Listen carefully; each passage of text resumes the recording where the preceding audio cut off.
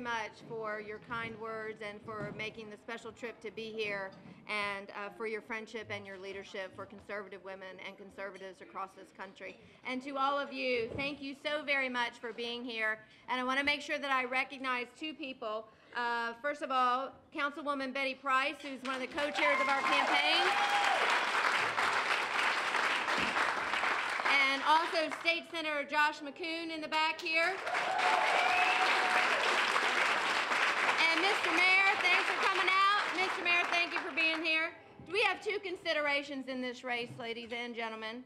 One, who's going to be the best right person to be our next United States Senator? And number two, who's going to be the strongest candidate to beat Michelle Nunn?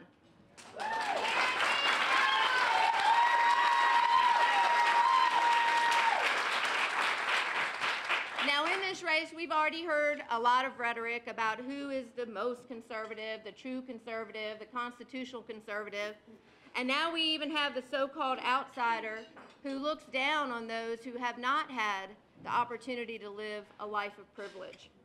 Well, it's all talk, and it seems to me that what this race should really be about is effectiveness and results, and who is the individual who can most connect and best represent the people of this state. I'll put my record up against every single one of the guys in this race any day of the week.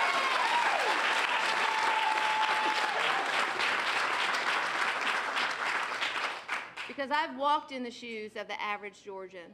I've had to struggle, and I know what it's like to try to make your paychecks work for all the bills that you have. I know what that's like. And when those words were said, they weren't really about me. They were about thousands of Georgians, just like me, who are struggling every single day. And I frankly honor every single one of them who have been able to work really hard in a great country to make something of themselves.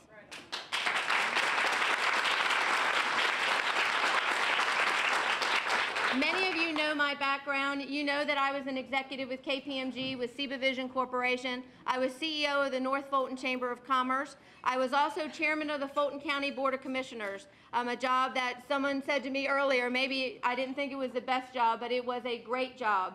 It was a great job for this reason, because I got to serve really super people in this county. And you know that when I came in, we had a $100 million budget deficit. No one, probably even some of you in this room, thought that the girl had a shot of doing a thing on that fractious commission. But I was able to fend off a proposal from the Democrats for a $3 million property tax increase so that we dealt with our budget each and every year by cutting spending, not by raising taxes.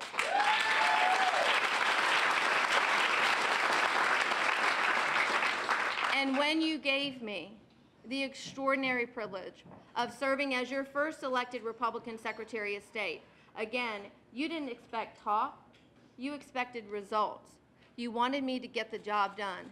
You wanted me to make sure that vital business services were delivered, that our elections were administered with integrity, that we implemented photo ID, that I would stand up,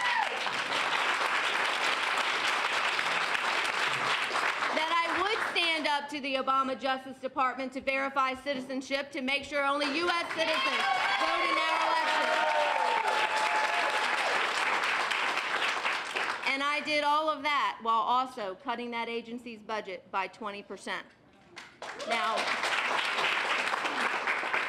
some in this race think the problems in Washington are a little too complex for a gal like me.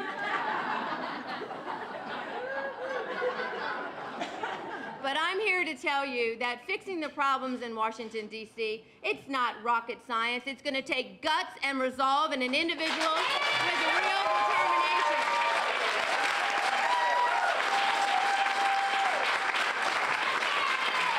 We know what we have to do to restore fiscal stability to this country and revamp and rejuice up and really get this economy going again to restore American prosperity. We know what we have to do. We have to repeal the Obama health care tax, because it is a tax, folks. It's an $800 billion tax, and it says the federal government telling you what you're going to do with your health care. And if the federal government can tell you what your health care is, that means the federal government can tell you what it won't be. and we need to repeal it in its entirety. My good friend Congressman Tom Price has H.R. 2300. That's a great bill.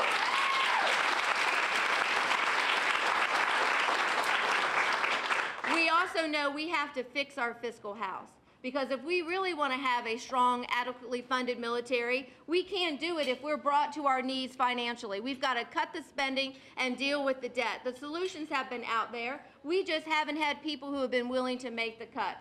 The Connie Mack solution is a 1% cut each year for the next 6 years, and we balance that budget, something that hasn't been done since President Clinton was in office. We need to move to a 2-year budget cycle, and on top of that, we need to have zero-based budgeting so that we roll every single agency through that just once a decade, and we can stop the massive spread and overreach of this federal government. Number 2, we need to deal with the tax code. We haven't had comprehensive tax reform in 30 years in the United States. We have the highest corporate tax rate of any industrialized nation in the world, and we're over-regulated to the point of companies actually being crushed.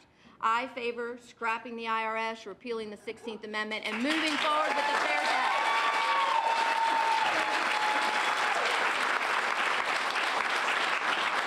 Now, someone said to me once during the campaign a couple of months ago, Karen, that's just going to be too hard. Well, folks, putting a man on the moon is hard.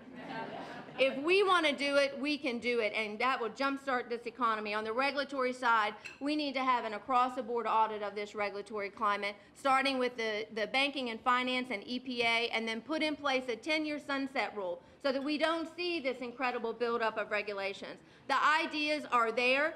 What we're missing is leadership. We have had a fundamental lack of leadership in Washington, D.C. Now,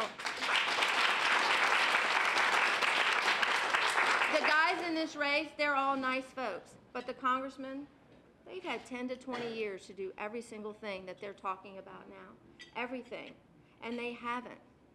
And being in the United States Senate, you're one of 100. You're not the CEO of the other 99.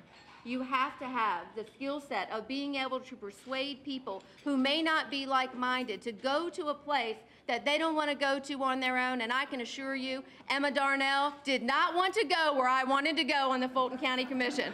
But she was my 4th vote on a lot of things.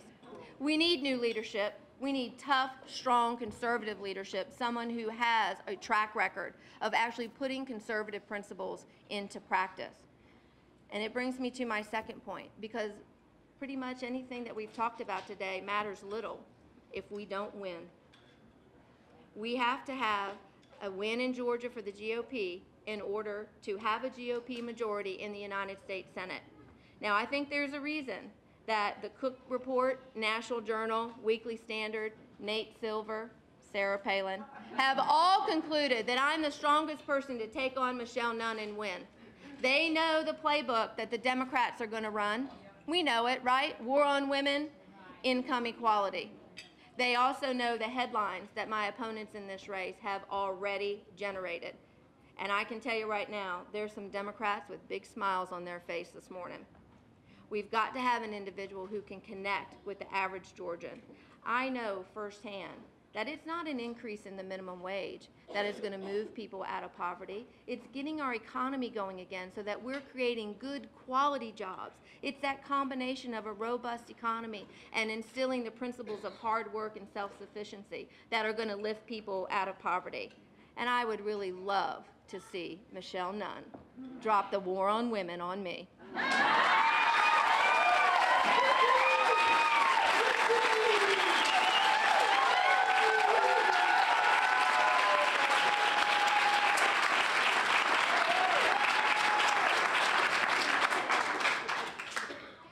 When I left home when I was 17 to move out of a troubled environment, I never could have imagined what life could hold for me.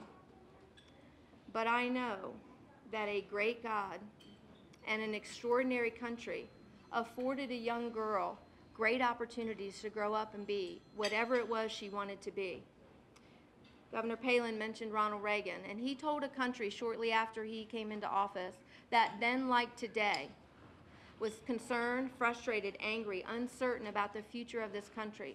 He told us that our nation's best days were ahead.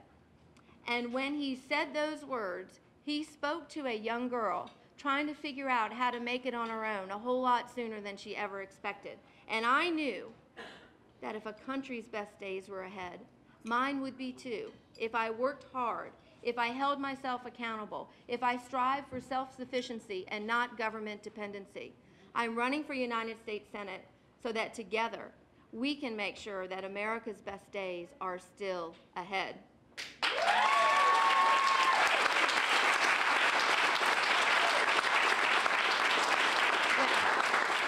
When I came in this afternoon, a very good friend of mine handed me a little present, and I opened it up. And inscribed on this bracelet, it says, "She believed she could, so she did." Well, ladies and gentlemen, I believe that this country is the greatest country on the planet. So let's together work hard and leave our legacy of great opportunity and great freedoms to the generations to come. And let's believe, because we can and we will, y'all. Thank you, and God bless you.